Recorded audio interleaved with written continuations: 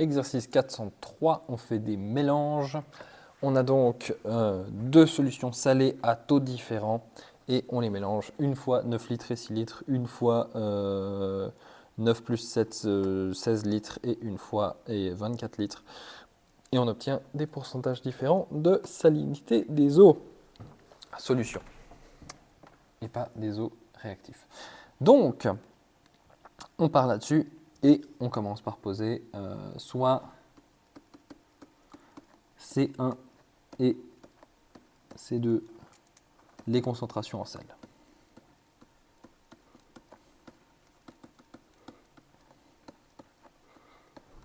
Voilà, c'est vraiment le chimiste qui parle. Et du coup, on fait 9 fois C1 plus 6 fois C2. Ça nous fera la concentration finale qui est de 13.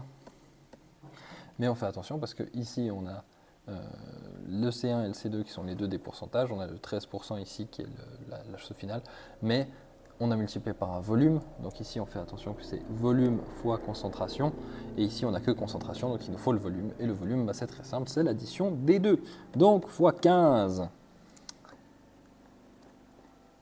Voilà, j'allais vous faire ça beaucoup trop rapidement parce que la chimie, c'est un peu mon truc. Et ensuite, on prend du coup, on a dit 16 litres de la concentration 1 et 24 litres de la concentration 2.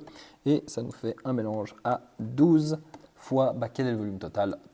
40. Voilà. Et maintenant, on enlève ça parce que c'était juste pour vous expliquer pourquoi est-ce que je multiplie par des volumes. Et on est bon pour faire un système d'équation. En l'occurrence, si on multiplie celui-là par 4, on va assez rapidement pouvoir faire une combinaison linéaire simple. 36 C1 plus 24 C2 qui sont égales à 13 fois 15 fois 4. Je suis désolé, je ne vais pas le faire de tête. 13 fois 15 fois 4, ça fait 780.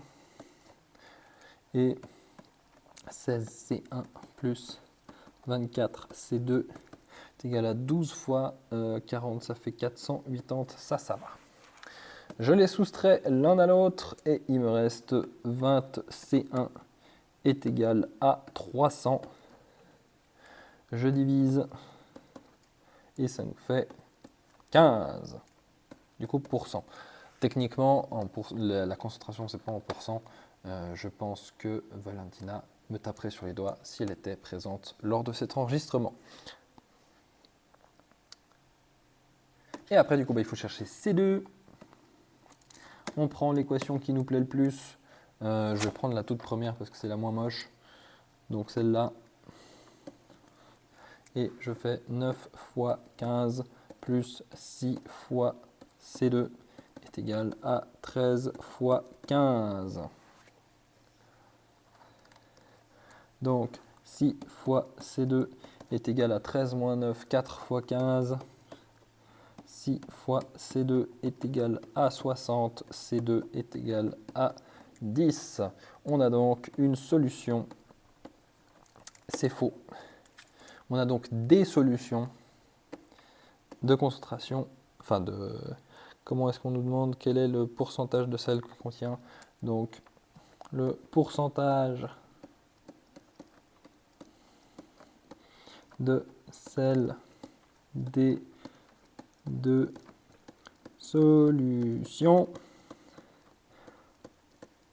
sont 15% et 10%.